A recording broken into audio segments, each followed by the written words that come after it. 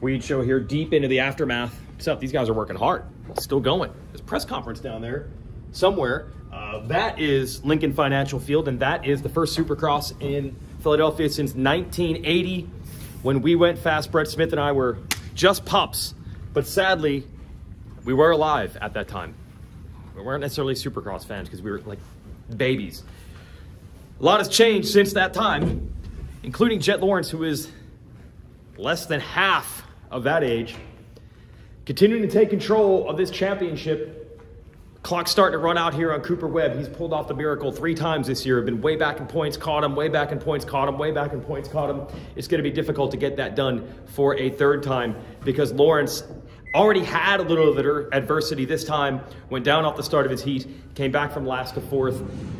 I don't know how he managed to get the gate next to the box, which is ideal a lot of times. I would imagine that the rut in front of that gate was so bad that the 6 guys who picked gates before him, he had the 7th pick, they must have all not wanted it because of the rut. Put him a little bit further outside than some of his rivals.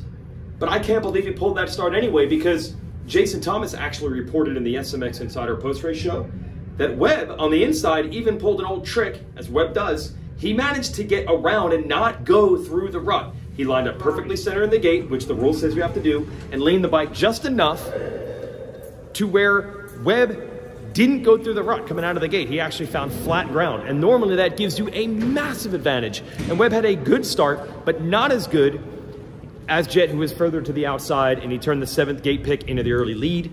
And I don't want to say we already know what's going to happen from there, but we've seen a lot of races really outside of Texas there in Arlington, where once Jett has the lead, he's able to hold it. The big difference was this time, Webb didn't even have the stuff to keep the pressure on or to even get second. He's had a couple races like Birmingham where he stayed close in second, or Arlington where he kept that pressure on, and that benefited him with the win. This time, none of that.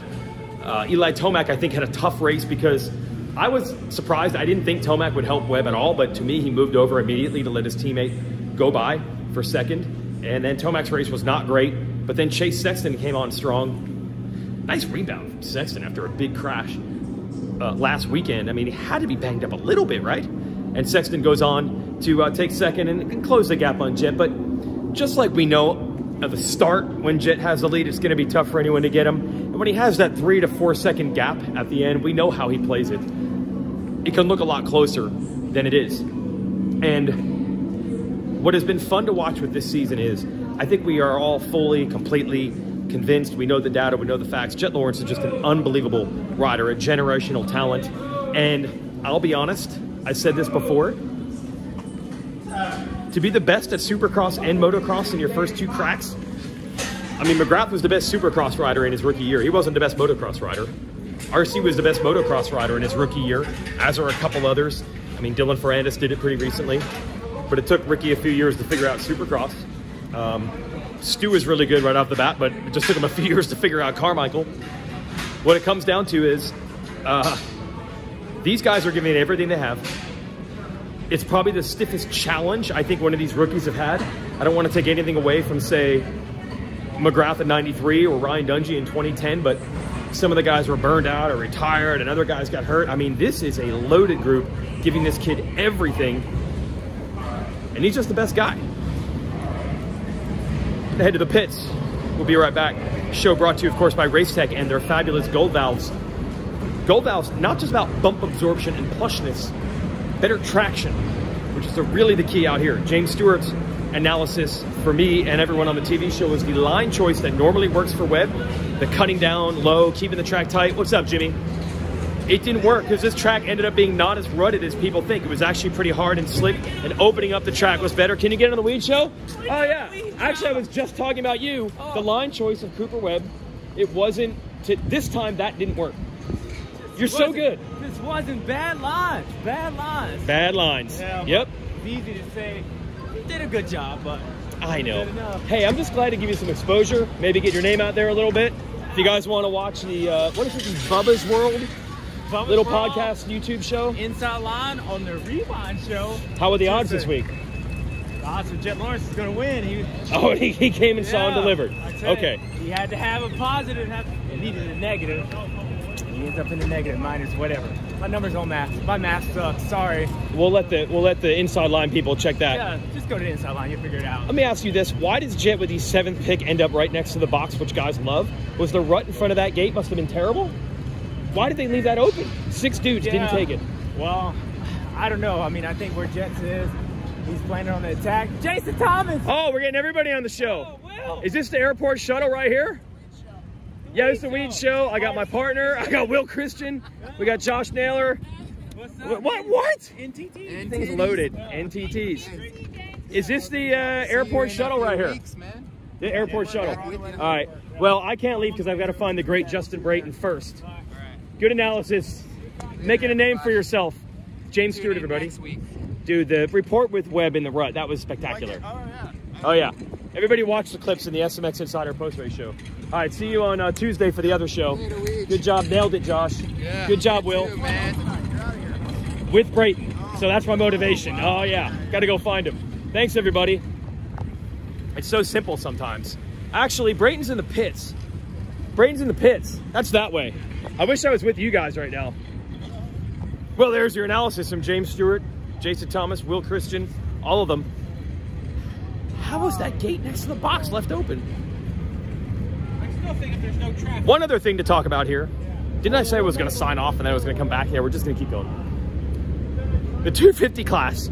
It's a weird thing in Supercross. Everyone complains about the tracks all the time. And even I had my issues. I was like, we have a rhythm lane with a little bit of a curve to it. That never works. We had a perfect, beautiful 180 bowl burn with a net. Prime passing opportunity, but the obstacle before it was a regular Supercross triple. There's really nothing riders can do over a Supercross triple to get next to each other and make passes. So that made that corner pretty much irrelevant. But sometimes, oddly enough, a track that's difficult to pass and difficult to make up time on actually leads to better racing, which was the case in the 250s, which had the magical combination of maybe the 2 best guys, Deegan and Vial, at least the points say so, were in the back. They were coming forward. Max Anstey was managing things brilliantly up front, was very patient, dealing with Seth Hamaker and Swole. When he got around them, they stayed with him because the track really didn't let anybody open it up too much. And then at one point, with Pierce Brown also, we had 6 riders on one straightaway. You don't often get that. Sometimes the tracks that don't allow for separation, they don't separate the riders. And I do not believe that's done on purpose. It just works out sometimes. Because it's not like the 450 class was a barn burner. Easy track, hard track to make up time, whatever you want to call it. Jett still had it dialed in. But sometimes it doesn't matter what track it is. Sometimes you can just have multiple barrels on the track and make a race out of it. What's up? I talked to the Nick Hit. I gave him a gear bag full of stuff. A gear bag full of stuff? He's here? Yeah, I just saw him over at the pits. All's well that ends well. Yeah. It worked out well for him. There was a guy, excellent. There was a guy we met at Indy that thought he got one of Tim McAdams' old Suzuki pit shirts when Tim was the mechanic for Ryan Dungey. Turned out that was a fraud. That was not one of his old shirts. Tim got in touch with the guy, and then, as you heard, just sent him a gear bag of stuff. Now I got to find Brayton. That's going to be it for the show. Great 250 race. Awesome job, Max Anstey, not giving up on it, and what's been a heartbreaking season for him. What is this? You get robbed? I got robbed of all my Bro, stuff. they stripped it down. Yep. Like I said in the pre-race show, mean streets of Philly. All right, I got to find Brayton. I got to get to the airport. Thanks for watching the Weege Show. Thanks for Race Tech. Backing it. Well, it doesn't get much better. I found Justin Brayton. And what have I found? You're giving me a gift card? Joe? Joe Gala, yep. I'm, A gift card. yep. I got a gift card to Panera. So, just, Why? thank you for the podcast that you do. So, just, I don't have a way, I'm not on social media, I don't have a... Yeah, but you're a podcast guy. Oh, you want to see all the podcasts No. I've got? All I can say is it's a lot more money than Mathis has ever given me to give up every Sunday night an hour and a half of my time. Okay? So I appreciate it. I did not know that. Yes. I Yeah, know somehow you- the deal works out real well for him and not very well for me at all. Well, thanks. I don't really know what I did to deserve Panera gift card, but because you put out content and I want to give back to you. what a guy. Thank you. Unbelievable. What a night. I think it was better my night than his. Real quick, Hi. Bro, we're still going. We're still going. We're still going. You better keep that for heat the last these 2 rounds. I mean, how many years are you going to race? Am I going to have to wear this for like 10 years or something? Hey, as long as I'm racing, you better be wearing it. That's it. I don't care if you're not even there for that weekend. You better be in a suit. At home. At home. I don't care. This is the top part. You can be into some trousers or shorts. But With the top jacket. part, the jacket, the top, it's got to be done. I'll send you a photo and you'll be like, we got it. We got a good day. Bonus coverage, donut, pocket square, wins again. All right, let's go to the airport. All right, more bonus coverage. This shirt, unbelievable. But I hate to say it, He did not. he did not Chizz. Well, he still kind of did. He close. came Yeah. from a very poor start. He did. Battled all Yep. the way up. He was in the battle, right? And that's all Chizz actually really does. Is he's in the mix. Right. Mix. We'll take it. I mean, maybe that means we're not going to pay taxes anymore. And finally, that is a mint perimeter frame Jeff Matasevich 1990 Cowie, which Matasevich claims he didn't have a perimeter frame back then. That's exactly what the bike looked like. Sorry, chicken. Double, triple bonus coverage is over. Thanks to Race Tech.